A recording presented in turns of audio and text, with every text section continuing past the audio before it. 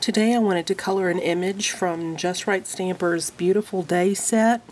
I love irises, and I sat down to color this and thought that I might as well film it while I worked. I am using a G21 marker. The first thing I'm going to do is color all of the greenery, just because the image can get a little confusing otherwise, trying to figure out exactly what part is what. And so the simplest thing to do is go ahead and color in that greenery, and then I know that everything else that's left is either blossom or negative space. I'm not coloring in little circles, I'm just working with what would be the natural direction of the leaf.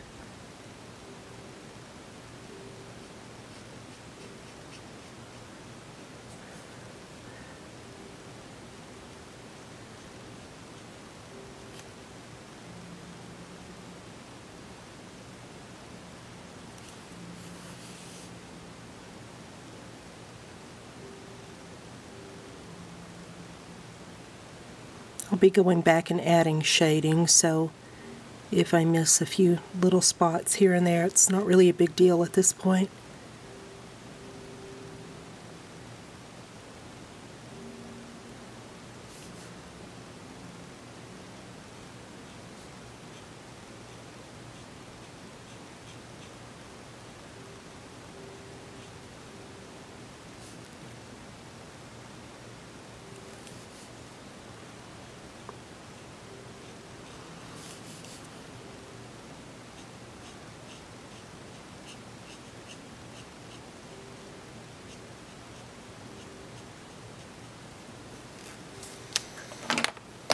Next I'm going to use just a bit of G28.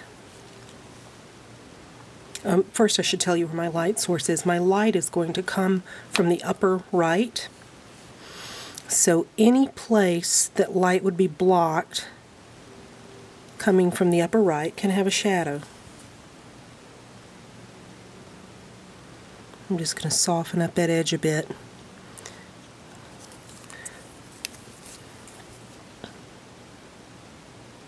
Not all edges must be softened in shadows.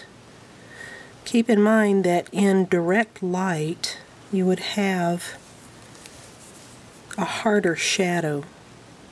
Think about it, if you're outside on a sunny day and you see your shadow cast on the ground, it's a fairly deep shadow. But if you're out on a day that's somewhat overcast, the shadow's much softer. You're getting ambient light from the surroundings bouncing around, but not a direct light to create a harsh shadow.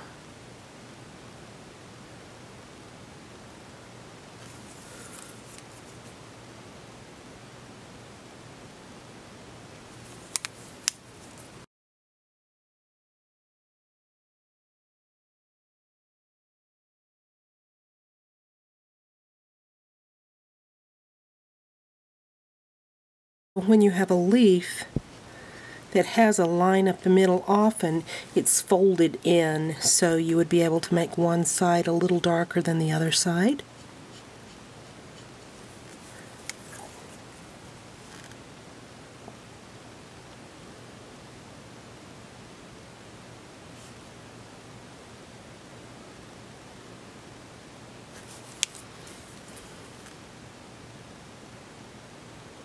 In such a tiny space, it might be easier, instead of trying to get just a tiny bit of dark ink on there, to either use palette blending. Remember when you take your darker marker and just scribble a little puddle of that onto a piece of plastic and use your lighter marker as your brush, or you could do tip-to-tip blending so that you're touching the lighter marker to either excess ink on the barrel of the darker marker or to the nib of the darker marker itself, and you get just enough ink on there to be able to kind of work your way out of it.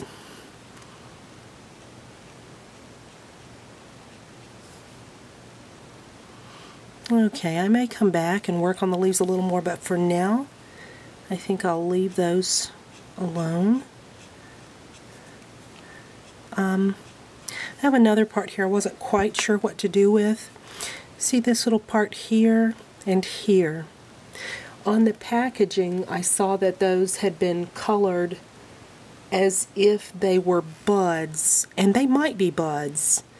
But what they look like to me, since they're right underneath the great big blossoms, is they look like those brownish tissue paper looking things. They look like, if you've looked at the bottom of an iris, you'll see something that would remind you of the paper that's used on a sewing pattern. It's almost a translucent, not transparent, but translucent brown crinkly piece that the buds emerge from. Those generally have a little bit of green in them, and then they have some browns in them. I'm using an E21 here.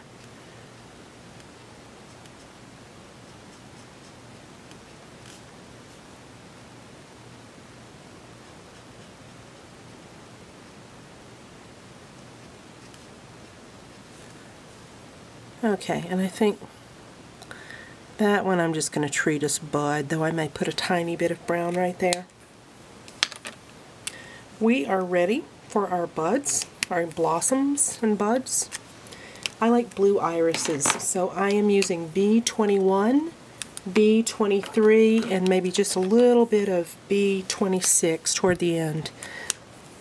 Before I use any blue, I think I'm going to use YR21. Also, if you've looked at irises, you know they often have these little beardy pieces in yellow, and you can see that the artist intended for this probably to be the beard, because you see the little ragged edge there. See the same kind of indication here, and there'd probably be a little bit of one up through there, maybe right down through the middle of here. Generally it runs on the inside, so you wouldn't have to put it on the outside, but on the inside of the middle of each one of the iris's petals. So we're just going to leave that for now. And then I'll start coloring my iris with my B21. This looks quite dark. I wonder if I have a little bit of B23 on it from last time I did some tip-to-tip blending.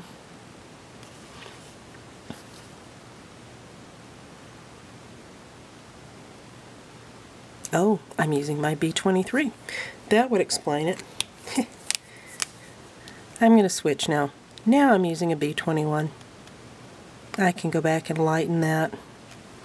I don't want to oversaturate it right now though, because if I try to, or if I oversaturate it, I'm going to have a problem with color pushing outside the shape. There, that looks more like B21 should. Have you ever done that?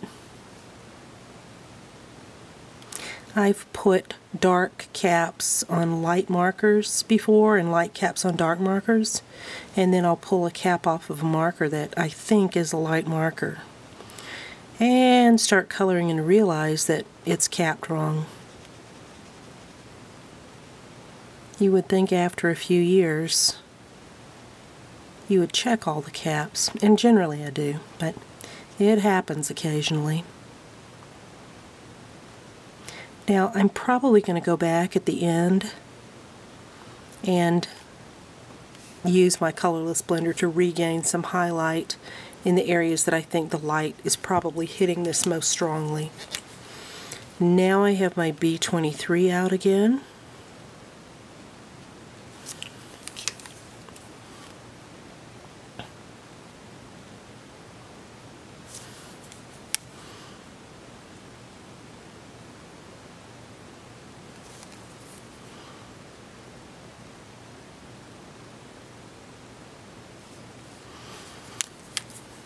Generally, irises are also darker right down toward the base, where they're still a little more crumpled up perhaps than they are in the rest of the blossom.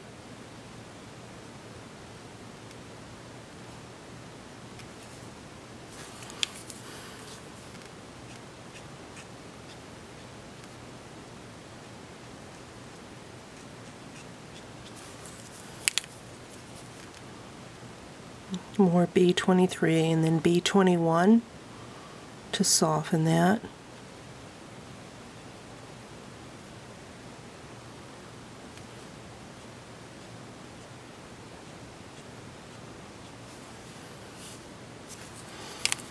And add a bit more darkness on this side. It's probably in a bit of a shadow.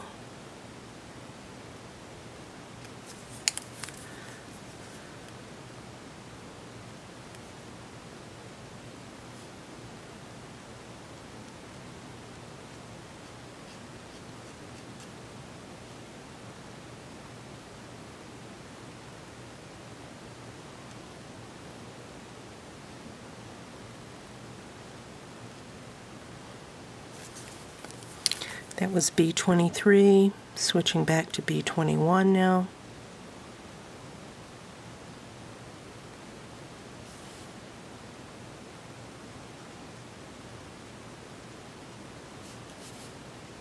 This is going to be one of the palest parts of my blossom because the light's hitting right through there. And then this will be in a strong shadow.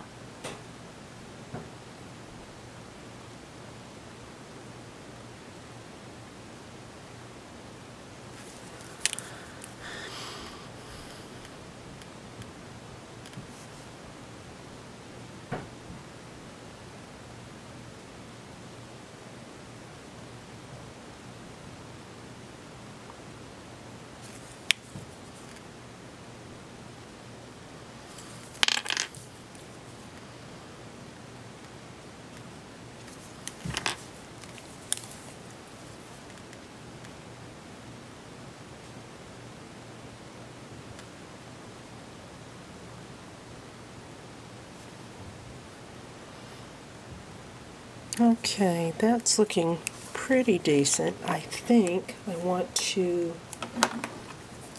take a little bit darker yellow because this looks almost like there's a light in there. I don't want it that obvious. Deepen that just a bit.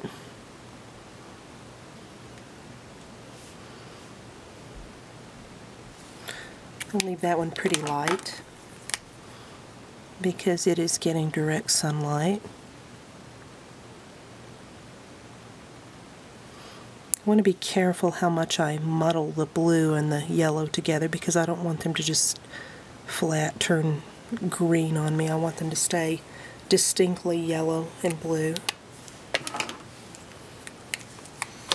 Now I think I'll take just a tiny bit of B26, maybe deepen in there where that would be the inside of the flower you would see, so it could use a little more darkness. This needs a little more depth. Now I've got to blend that out, but that was too light anyway, so that's okay.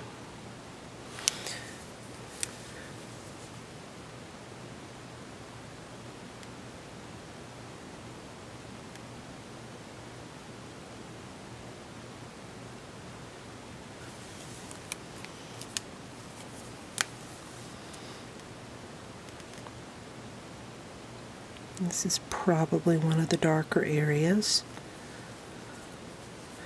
That and maybe right in here.